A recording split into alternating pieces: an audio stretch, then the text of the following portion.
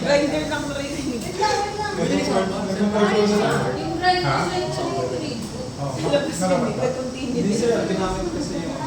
kasi na ano, Sige, go. So, let's continue.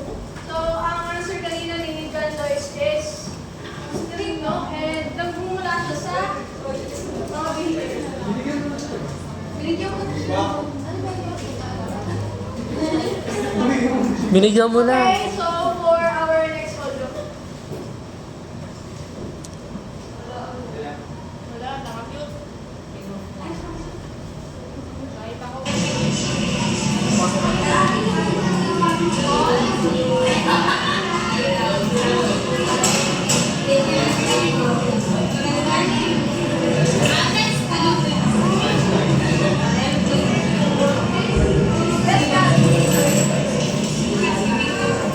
Let's carry sa restaurant. Tama. Pares po, yun yung ginamit ko. Dalawa pare. kainan. Para ko. So, ang sagot niya is, O, redemo. so kung papakinggan niyo, may nagsabi dyan C2. Ano bang order yung C2 to? Nag-gawin na rin. So, for our next audio, Nakamute.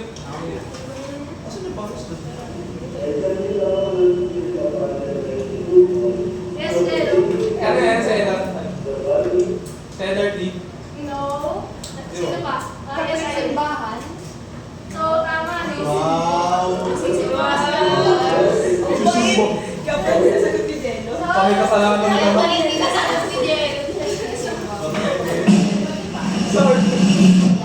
Ang answer is church. Wala ko yung virgin na sinabi. Paparang yung Awa ka ng Diyos. Okay, so, ayan. So, doon nagtatapos ang ating mini-game. So, anong feedback nyo doon? Nahirapan ba kayo? Nagalian? Oo. Medyo. Hira. Sobra. Nahirapan sa una. Akala ko excited. Okay, so nahirapan. To further understand this, no, kung bakit tayo nahirapan, pakinggan yung mga cell na yun, we will discuss the omnidirectional microphone. So, before we start, anong word yung naisip nyo pag sinabing omnidirectional? From its word omni. Yes, Elijah? Five. Ano ba? Hindi ko alam. Sige, John Lois. Lahat ng direction. Kasi ako yung So, yun, no, tama. diba? Bebenta ako mamaya.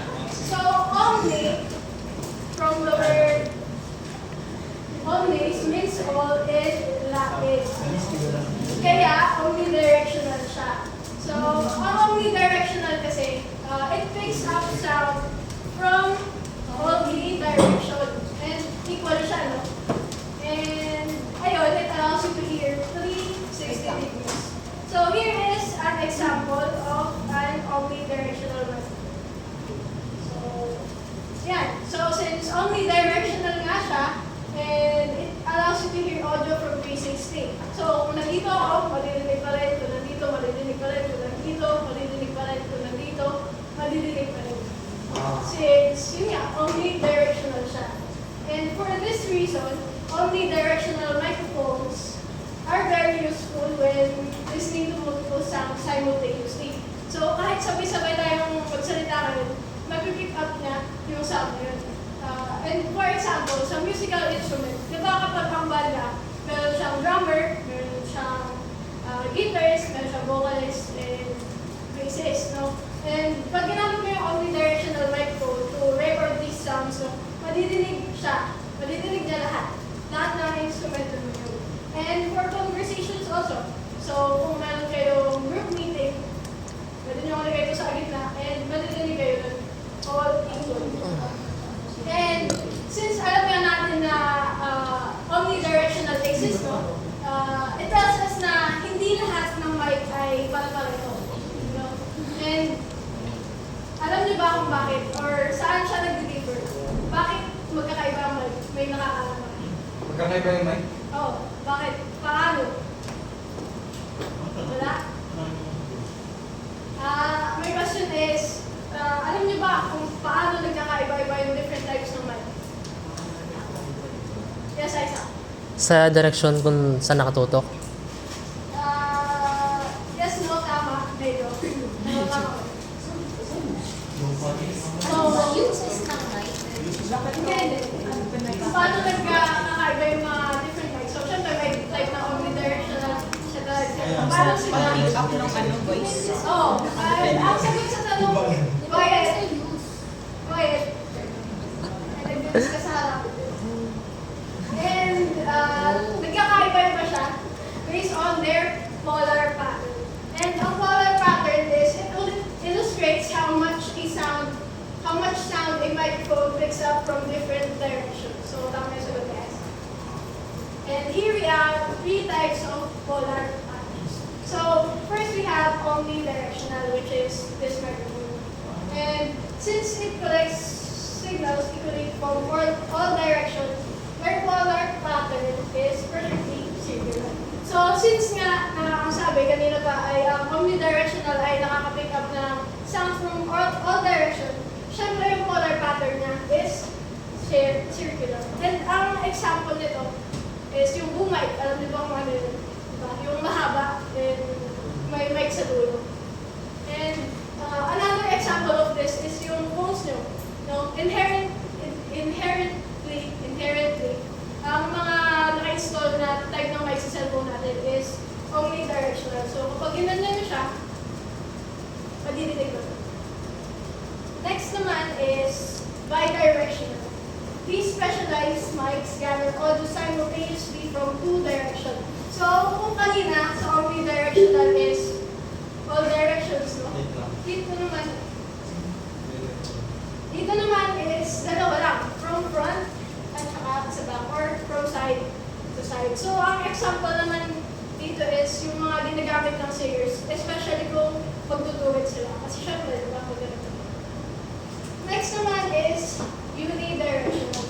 It only records sounds coming from the front of it, which is, it is named cardio. So, ayan siya. Kung mapapansin nyo, mukha siyang upside down na heart. And dahil dito, tinatawag siyang cardio. So, dito naman, no, from the front lang. So, ito lang. And, hindi siya masyadong nakakarinig from side to side. And it is commonly used in concerts, mga music fest. Kasi syempre, yung singer lang yung dapat na nag-play. And dito naman tayo sa pros and cons.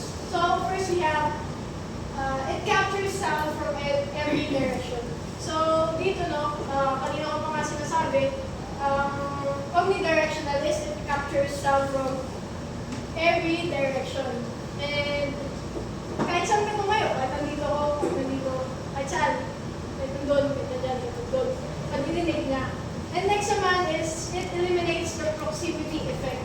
So, kasi kung sinabi natin proximity effect, ito yung, dito yung base, kung gaano ka kalapit. Kasi di ba kung malapit ka, mas may base yung sound na sasabi ng microphone. Pag malayo naman, syempre, less base. Sa omnidirectional kasi, it eliminates the proximity effect. Bakit?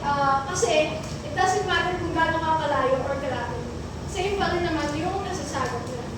And in terms of cons naman, it potentially can pick up unwanted sound. So, kung sa example nga natin kanina sa minigame mo, kung mapapansin nyo, napakadaming sound, ang hirap distinguish mo ano talaga yung narinig mo. Kagaya nga nung sinabi ni Irish na parang grinder na. Tambot siya talaga yun na and yun ang cons ng using OmniMic. Dahil nga nakakasagap siya ng sound from every direction, sabay-sabay na nai-input yun sa mic. And syempre, bago tayo matapos, i-demo ko muna kung paano siya gamitin. So actually, I have 2, no? So, yung una is jack yung end niya, kung makikita niyo. Jack yung end niya. And the second one naman is USB. Type-C. So, this one, no, I bought it from SM Santa Mesa sa may gilid. It is worth 150 pesos. So, mura lang siya. And okay naman yung quality niya. But ito naman,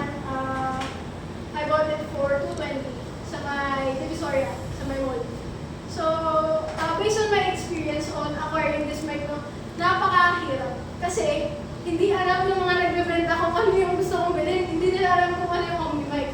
So, syempre ako naman, kada bili ko, explain ako, ay, ito po yung color pattern, etc. etc. So, bawat Nag-demo na.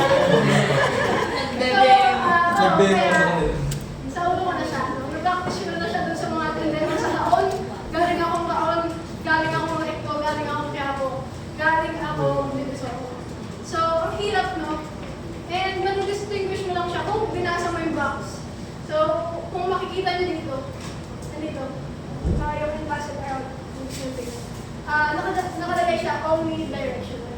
So, yun lang yung paraan para malaman, no? Na yun yung kailangan kong bilhin.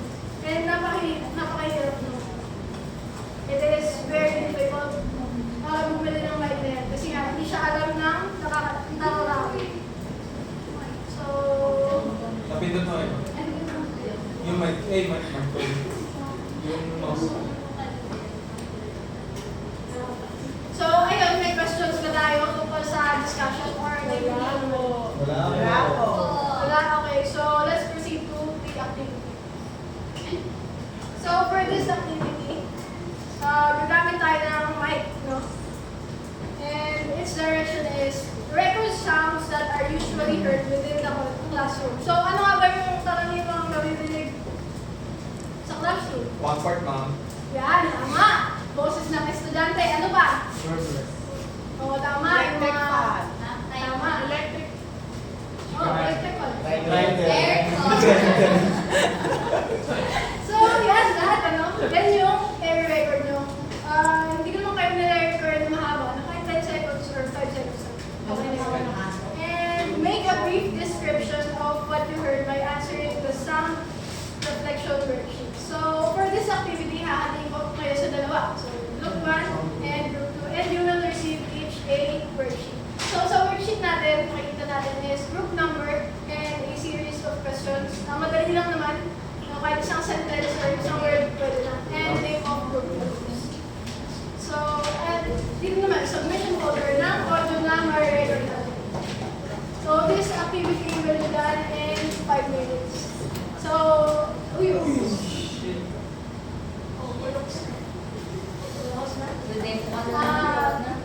so, ayun, any question?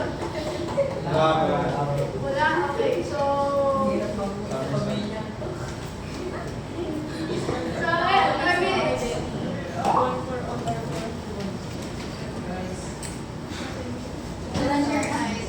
Tapos ka, sir.